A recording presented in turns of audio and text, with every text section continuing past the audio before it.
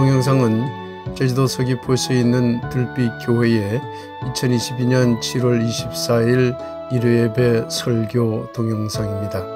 설교 제목은 기독교 정의가 편하신가요? 입니다.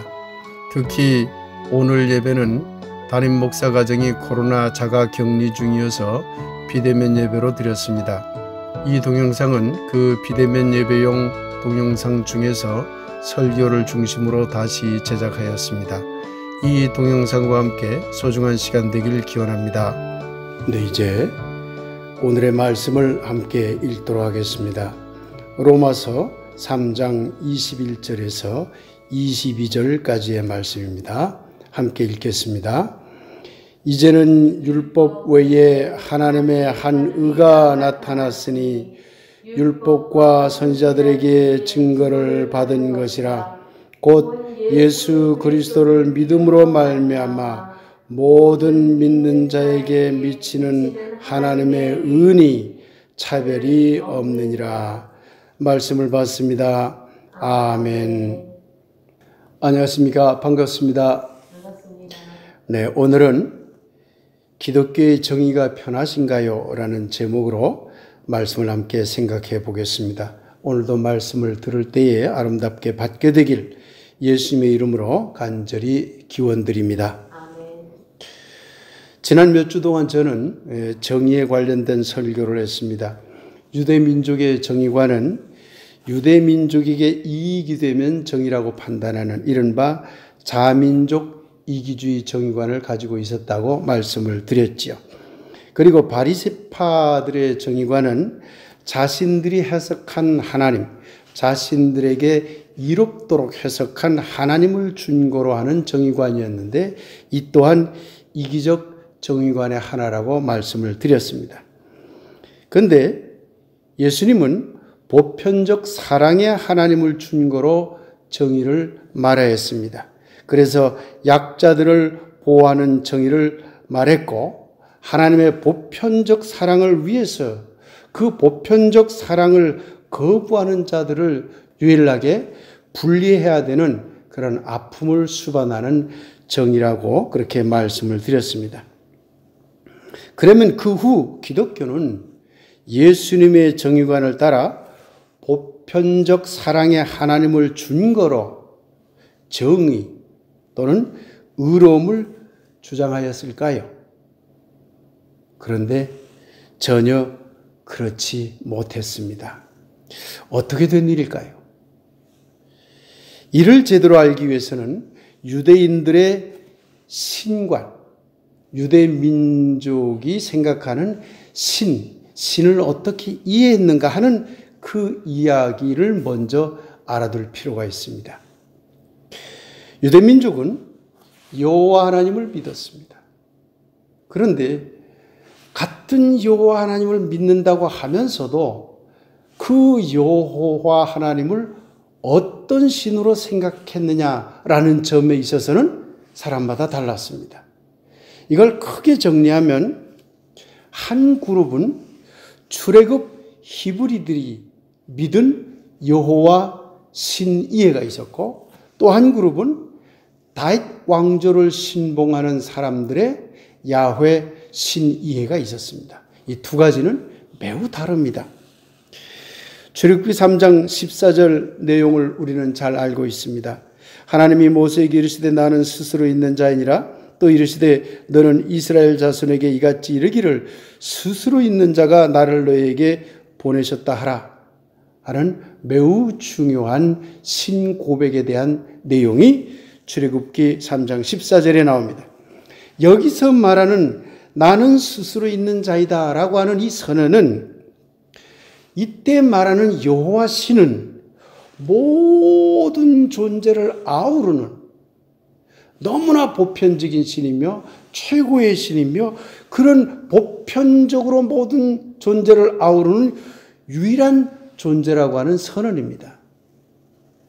출애굽 히브리 공동체들은 신을 그렇게 믿었던 것이죠. 이것을 흔히 우리는 에흐예 아셀 에흐예 전통이라고 부를 수 있을 것입니다. 그러니 출애굽의 히브리 공동체들이 믿은 야훼는 강자들만을 위한 신이 결코 아니었습니다. 도리어 누구나 보편적으로 아우르는 신이었기 때문에 그 당시에 사회적인 여러 가지 핍박을 받았던 사회적 약자들에게 매우 중요한 신으로 인식이 되었던 것이죠. 당시 이집트나 가나안의 신인식은 강자들의 신이었습니다. 강한 신, 약자들의 신이 아니었습니다. 그래서 출애굽 히브리 공동체가 약자들의 신의 개념을 도입한 것은 당시로서는 매우 획기적인 신인식의 전환이었던 것입니다. 그런데 성서를 살펴보면 같은 여호와 하나님을 믿는다고 하면서도 다윗 왕조를 옹립하는 그룹들은 그 여호와 하나님을 다르게 이해했습니다. 사무엘하 7장 8절에서 16절에 보면 나단 선지자 이야기가 나옵니다. 그러므로 이제 내 종 다윗에게 이와 같이 말하라. 만군의 여호와께서 이와 같이 말씀하시기를 내가 너를 목장 곧 양을 따르는 데에서 데려다가 내 백성 이스라엘의 주권자로 삼고 너가 가는 모든 곳에서 내가 너와 함께 있어 너의 모든 원수를 너의 앞에서 멸하였은즉 땅에서 위대한 자들의 이름같이 너의 이름을 위대하게 만들어 주리라. 나는 그에게 아버지가 되고 그는 내게 아들이 되리니 그가 만일 죄를 범하면 내가 사람의 매와 인생의 채찍으로 징계하려니와 내가 너 앞에서 물러나게 한 사울에게서 내 은총을 빼앗은 것처럼 그에게서 빼앗지는 아니하리라. 너의 집과 너의 나라가 내 앞에서 영원히 보존되고 너의 왕위가 영원히 견고하리라 하셨다 하라. 다윗이 주위의 적들을 다 물리치고 평안해졌을 때 나단 선지자가 나타나서 다윗에게 한 말입니다. 그런데 이 말을 들어보면 나단이 말하는 여호와는 만군의 여호와예요. 전쟁하는 신이라는 것이죠. 권력을 좋아하는 신이라는 것이죠. 여러분, 만군의 여호와, 만군의 여호와 그러는데요. 또 어떤 때는 만군의 하나님이라는 말도 나오죠. 그런데 만군의 여호와나 만군의 하나님이라는 말은 모세오경에는 나오지 않습니다. 사무엘서 이하에만 나와요. 다윗 왕조 이하에만 만군의 여호와, 만군의 하나님이라는 말이 나오는 것이죠. 그러니 모세와 함께 출애굽한 히브리 공동체들에게 있어서는 만군의 여호와라는 개념이 없었던 것이죠.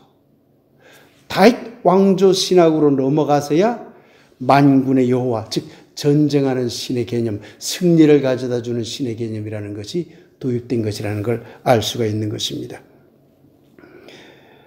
나단 선지자의 말에 의하면 여호와는 다윗의 아버지라는 거예요.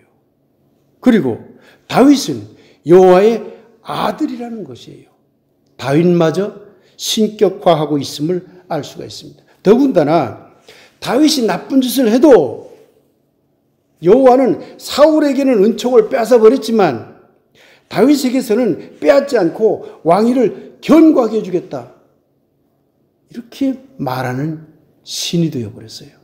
결과적으로 여기서 말하는 나단 선지자가 말하는 여호와는 매우 불공정한 신이고 다윗만을 수호하는 신이라는 것을 알 수가 있는 것이죠.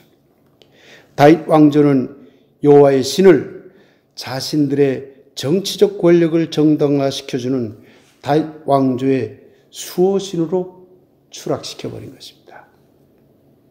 신은 다윗 왕조를 위한 수단, 사회적 강자를 위한 수단이 되어버린 것이죠. 사랑하는 여러분, 여러분이 너무나 잘 아는 시편 23편을 우리가 다시 한번 생각해 봅시다. 여호와는 나의 목자시니 내게 부족함이 없으리로다. 그가 나를 푸른 풀밭에 누이시며 쉴 만한 물가로 인도하시는도다. 내 영혼을 소생시키시고 자기 이름을 위하여 의의 길로 인도하시는도다. 내가 사망의 음침한 골짜기로 다닐지라도 해를 두려워하지 않을 것은 주께서 나와 함께 하심이라. 주의 지팡이와 막대기가 나를 안위하시나이다. 주께서 내 원수의 목전에서 내게 상을 차려주시고 기름을 내 머리에 부으셨으니 내 잔이 넘치나이다. 내 평생의 선하심과 인자심이 반드시 나를 따르리니 내가 여호와의 집에 영원히 살리로다. 여러분, 이 시편을 많이 암기하시죠? 아무 생각 없이 이 시편을 읽으시죠? 이 시편에서 말하는 나의 목자라는 말을 지금의 나, 우리, 그런 나로 해석하여 여호와는 기독교를 믿는 우리를 부족함 없이 인도해 주는 신이라고 믿는 것은 성서를 잘 모르는 매우 소박한 신앙입니다. 여기서 말하는 여호와는 나의 목자신이라는 이 말은 여호와는 다윗의 목자신이라는 그런 선언입니다. 이 시는 다윗이 쓴 시거든요. 다윗 왕에게 부족함이 없고 다윗 왕을 푸른 풀밭에 눕게 하고 다윗 왕을 물가로 인도하고 다윗 왕을 소생시키고 다윗 왕을 정의의 길로 인도하고 사망의 길로 다녀도 다윗 왕을 보호하는 신이라는 선언입니다. 이 시편의 5절은 이 시의 본래 의미를 제대로 알게 해줍니다. 여호와는 다윗의 원수들을 붙잡은 자리에서 잔치상을 베풀고 다윗을 메시아라고 하며 기름을 부었거든요. 술판을 거나하게 버려주는 신이라는 것입니다. 그렇기 때문에 여호와는 원수들을 죽이면서까지 오직 다윗만 보호하는 신이라는 말이 되는 것이죠. 이 시편이 그런 시편입니다. 이 시편에서 말하는 여호와가 얼마나 편파적인 신인가 하는 것을 알 수가 있는 것이죠. 과연 이 여호와 신에게서 보편적인 하나님의 능력, 보편적인 하나님의 사랑을 우리는 찾아낼 수 있을까요? 이런 신을 믿는다고 하는 것이 과연 정의로운 일일까요? 예수님은, 하나님은, 신은 모든 존재를 아버지처럼 직접 다 품 안으시는 무한한 분이라고 믿었습니다. 그 무한한 사랑이 바로 신의 온전하심이라고 보았던 것이죠. 신은 인간의 생각, 인간의 어떤 신념, 신앙, 의식에 갇히는 분이 아니라 신은 모든 분류와 배탈을 넘어서는 최고 유일의 신으로 믿었던 것입니다. 예수에게서는 에흐야셀 에흐의 전통이 이어지고 있음을 알 수가 있습니다. 그러니 그런 신의 온전하심, 무한함과 무한한 사랑하심을 따라 우리도 아무런 배타 없이 누구나 함께 어울려 살아가자는 것이 예수의 주장입니다. 그래서 예수는 누구나 함께 어울려 살아가는 그런 나라가 곧 올 것이다. 이것이 하나님 나라다라고 외친 것입니다. 예수의 복음, 기쁜 소식은 모든 존재들이 함께 어울려 살아가는 나라, 곧 하나님 나라가 올 것이고 우리 모두 그 일에 참여합시다 라는 것입니다. 이것이 예수의 기쁜 소식입니다. 이것은 당시 사회적 강자, 곧 다윗 왕조의 수호신을 믿는 자들에게는 매우 위협적인 말이 되었을 것입니다. 왜? 다윗 왕조의 수호신을 믿는 자들은 강한 권력을 가진 자들을 보호하는 신으로 믿었기 때문에 그 밖의 사람들 또는 사회적 약자들에게는 관심이 없었거든요. 그런데 모든 존재들이 함께 어울려 살아가는 하나님 나라가 곧 올 것이다라고 선포하는 순간 자신들이 지배했던 피지배적인 사회적인 약자들이나 또는 다른 나라 사람들조차도 다 함께 어울려 살아야 된다는 주장이 되어버리기 때문에 사회적 강자들의 입장에서는 예수의 주장이 매우 불편한 것이 되었을 것입니다. 그래서 예수의 복음, 기쁜 소식은 사회적 약자들에게는 진정한 의미에서 기쁜 소식이 되었겠지만 유대의 기득권층이나 로마의 지배 계층에게는 기쁜 소식이 아니라 나쁜 소식이 되었던 셈이죠. 바울도 예수님처럼 신의 무한함을 잘 알았습니다. 무한한 사랑도 잘 알았습니다. 매우 발전적인 신이해를 한 사람입니다. 만유에 계시며 만유를 통일하시며 만유 안에 계시는 하나님을 고백한 사람이 바울입니다. 이를 흔히 범제신론적 신이해라고 그러죠. 21세기의 신이해와 맞물려 있는 매우 소중한 신앙 고백입니다. 그런데 문제는 바울은 예수를 어떻게 생각하느냐 하는 점에서 예수 자신이 생각한 예수와 다른 예수를 말하기 시작했습니다. 오늘 본문 이야기로 들어가 보겠습니다. 로마서 3장 21절에서 22절 말씀 다시 한번 읽겠습니다. 이제는 율법 외에 하나님의 한 의가 나타났으니 율법 외에 하나님의 한 의, 이것은 예수를 말합니다. 율법과 선지자들에게 증거를 받은 것이라 곧 예수 그리스도를 믿음으로 말미암아 모든 믿는 자에게 미치는 하나님의 은이 차별이 없느니라. 예수님은 누구나 함께 살기에 하나님 나라 보편적 사랑을 실현하는 것을 정의로 보았습니다. 그런데 바울은 누구나 함께 살기에 하나님 나라를 실현하는 것이 정의가 아니라 예수 믿는 것을 정의라고 선언해 버렸어요. 예수 그리스도를 믿음으로 말미암아 모든 믿는 자에게 미치는 하나님의 은이 차별이 없느니라. 예수를 믿는 자는 의롭게 된 것이니 차별이 없다고까지 했어요.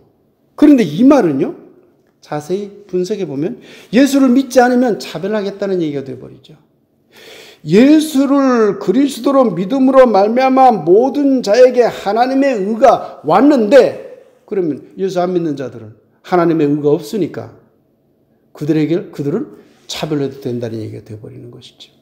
결국 바울은 보편적 사랑을 거부한 셈이 되어버렸습니다. 예수님이 하나님 나라 운동을 할 때 그때 예수님을 따랐던 민중들은 예수를 결코 경배의 대상, 곧 신앙의 대상으로 생각하지 않았습니다. 그런데 바울의 주장에 따르면 그때 예수님의 말씀을 듣고 실천했던 사람들도 예수를 신앙의 대상으로 믿은 것은 아니기 때문에 구원을 받지 못하는 사람들이 되고 맙니다. 이런 엉터리가 어디 있습니까? 예수가 가르친 것을 다른 사람들은 구원받지 못하고 예수를 신앙의 대상으로 믿는 사람들만 구원받는다? 바울은 예수와 너무나 다른 신앙을 주장하고 말았던 것입니다. 바울은 하나님 나라를 잃어버리고 대신 예수님 나라를 만들어 버렸습니다. 바울 서신에는 그 어디에도 예수가 하나님 나라를 가르쳤습니다 라는 내용이 전혀 나오지 않습니다. 그런 성서의 하나님 나라 이야기가 바울 서신에 없는 것으로 보아서 많은 학자들은 바울은 하나님 나라에 관심이 없었다. 예수가 진정으로 복음으로 전한 하나님 나라 운동을 제대로 알기나 했을까라고 의심을 품는 학자들도 상당수 있습니다. 예수를 믿으면 의롭게 되어 구원받는다. 예수를 믿으면 정의롭게 되어 구원을 받는다. 이 말이거든요. 디카이오스.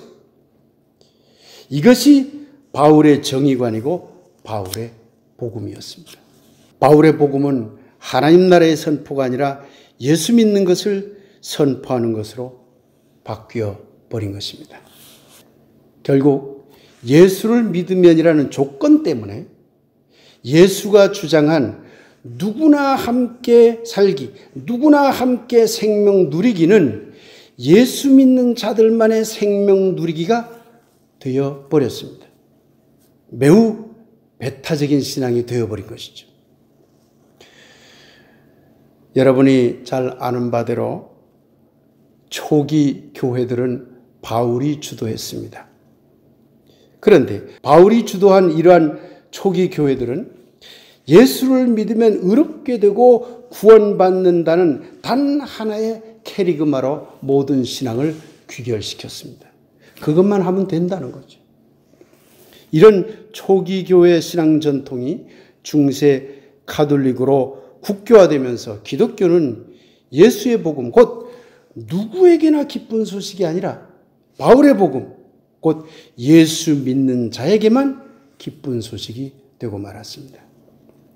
바울 복음에 의하면 예수를 믿는 것이 의롭게 되는 것, 정의롭게 되는 것이고 그 결과 기독교만이 정의로운 것이 되었고 기독교 이외의 것은 모두 불의한 것이 되었습니다. 예수님의 보편적 사랑의 정의관과는 정반대의 종교가 된 것이죠. 따지고 보면 유대 전통의 정의관이나 바리새파의 정의관이나 바울의 정의관이나 그 이후 기독교의 정의관 역시 모두 이기적 정의관, 배타적 정의관이 되어버렸습니다. 이런 정의관은 다윗 왕조만을 위한 신이해, 율법적 해석에 갇힌 바리새파의 신이해와 같이 일정한 조건을 붙이는 신이라는 신이해의 토대를 두고 있다는 점에서 모두 같은 계열의 신앙이라 할 수 있는 것입니다. 사랑하는 여러분, 바울의 복음을 따라 예수만 믿어야 의롭게 되어 구원받는다는 의로움의 조건, 정의의 조건이 편안하십니까? 기독교를 믿지 않은 사람은 모두 불의하고 정의롭지 못하고 모두 죄인이고 구원받지 못하고 영원히 고통 속에 빠진다는 기독교 정의관과 그에 따른 구원관이 편안하십니까? 만일 여러분들이 이러한 정의관을 편안하게 여기신다면 여러분은 예수님의 복음을 아직 제대로 깨닫지 못한 사람들이 됩니다.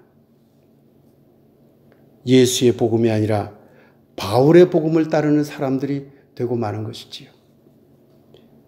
그러나 기독교 믿는 자만이 정의롭다는 기독교 정의관이 무엇인가 불편하고 앞뒤 맞지 않고 불공정하다고 느끼십니까?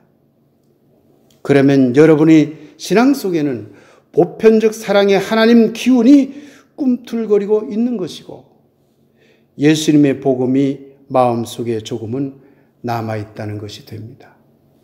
사랑하는 들빛교회 교우 여러분, 그리고 이웃 여러분, 예수님이 부활로 갈릴리로 간 것은 갈릴리 사람들에게 예수 믿게 하려고 간 것이 아닙니다. 성서의 증언에 의하면 예수님이 부활로 갈릴리로 간 것은 하나님 나라 운동을 계속하기 위해서입니다.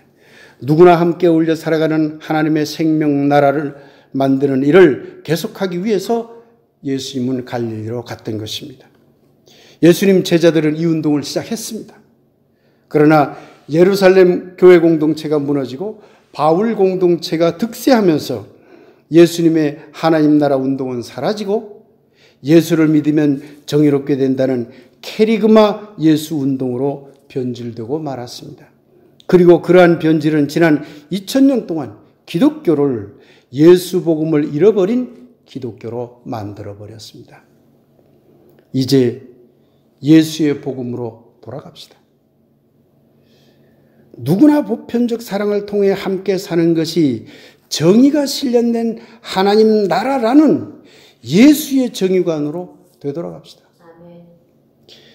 바울의 신앙은 실패했습니다. 기독교 신앙도 실패했습니다. 그 잘못된 신앙이 그동안 사회적 약자들의 삶을 더욱 옥죄었습니다. 기독교 신앙이 철저하게 강자들의 이기적 정의관에 따른 다윗 왕조의 신학이 되고 말았기 때문입니다. 사랑하는 여러분, 이제 이런 기독교 정의관을 버려야 하지 않겠습니까? 예수님의 가르침으로도, 현대 신학적으로도, 현대 사상적으로도, 그리고 현대인의 정의관으로도 기독교 믿는 자만 의롭다, 기독교 믿는 자만 정의롭다는 주장은 너무나 이기적이며 너무나 배타적이며 객관성과 보편성이 전혀 없는 너무나 허황된 주장에 불과합니다. 예수님의 정의는 불의를 품어 안으려는 사랑을 보며 안타까워하고, 예수님의 사랑은 생명의 아픔을 참아내는 정의를 보며 웁니다. 그러니 예수님의 정의는 정의를 외칠 수밖에 없는 가슴 아픔에 눈물 흘리는 보편적 사랑의 눈물인 것입니다. 결코 누구는 구원하고 누구는 심판하는 칼날이 아닙니다. 이 땅에 영원히 이룰 수 없을지 모르지만, 그러나 영원히 이루기 위해 애써야 할 보편적 사랑이 곧 정의입니다라는 예수님의 마음을 여러분 모두 간직하여 살게 되길 하나님의 보편적 사랑에 힘입어 간절히 축복하며 기원합니다. 예수의 정의여 다시 부활하소서라는 말씀 묵상을 함께 들겠습니다.